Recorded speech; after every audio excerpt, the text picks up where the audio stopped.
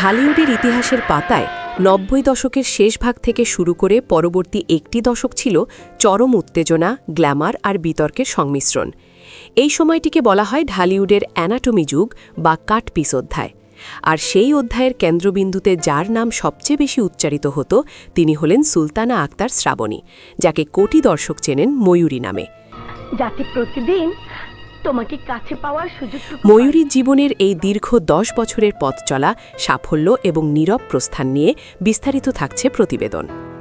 ১৯৯৮ সাল। ঢালিউডে তখন নতুন মুখের সন্ধানে ছিলেন নির্মাতারা। ঠিক তখনই প্রখ্যাত পরিচালক আবিদ হাসান বাদলের হাত ধরে মৃত্যুর মুখে সিনেমার মাধ্যমে রূপালী পর্দায় অভিষেক ঘটে ময়ূরীর। তবে তার শুরুটা তথাকথিত রোমান্টিক নায়িকাদের মতো ছিল না। অত্যন্ত সাহসী শারীরিক গঠন এবং ক্যামেরার সামনে নির্ভীক উপস্থিতির কারণে তিনি রাতারাতি নির্মাতাদের পছন্দের তালিকায় উঠে আসেন। বিশেষ করে অ্যাকশন এবং ফোক ফ্যান্টাসি ধাঁচের সিনেমায় তার চাহিদা ছিল তুঙ্গে। ১৯৯৮ থেকে ২০০৮ সাল পর্যন্ত ময়ূরী ছিলেন ঢাকাই সিনেমার অন্যতম ব্যস্ত অভিনেত্রী। অবিশ্বাস্য মনে হলেও সত্য যে মাত্র ১০ বছরের ক্যারিয়ারে তিনি প্রায় ৩০০টিরও বেশি সিনেমায় অভিনয় করেছেন। সেই সময়ে জনপ্রিয় নায়ক মান্না, রুবেল, আলেকজান্ডার বো এবং এমনকি শাকিব খানের বিপরীতেও তিনি ছিলেন অপরিহার্য। তার অভিনীত কঠিন বাস্তব, তাণ্ডব লীলা বা অশান্ত দেশের মতো সিনেমাগুলো ছিল ব্যবসায়িক দিক থেকে ব্লকবাস্টার হিট। তৎকালীন সিনেমা হলের দর্শকদের কাছে ময়ূরী মানেই ছিল টান টান উত্তেজনা আর পয়সা উসুল বিনোদন। ক্যারিয়ারের যখন মধ্য গগন, ঠিক তখনই ময়ূরীর গায়ে লাগে অশ্লীলতার তকমা। ২০০০ সালের পর ঢালিউডে যখন অশ্লীল কাটপিস দৃশ্যের মহামারী শুরু হয়, তখন ময়ূরী হয়ে ওঠেন এর প্রধান লক্ষ্যবস্তু।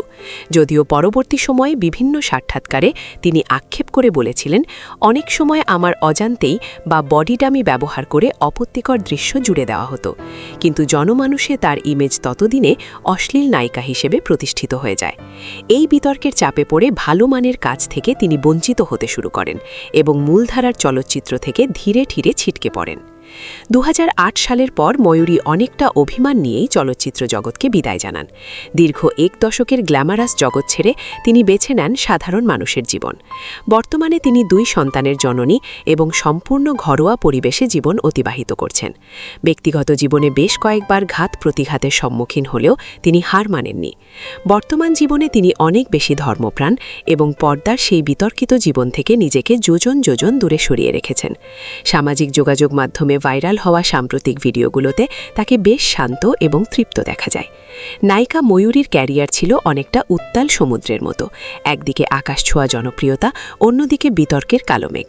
সমালোচকরা যাই বলুক না কেন, এটি অনস্বীকার্য যে ঢালিউডের দুর্দিনে তিনি সিনেমা হলগুলোতে দর্শক টেনেছেন। আজ তিনি পর্দার আলো থেকে দূরে থাকলেও ঢালিউডের ইতিহাসের একটি বড় অংশ জুড়ে তার নাম টিকে থাকবে।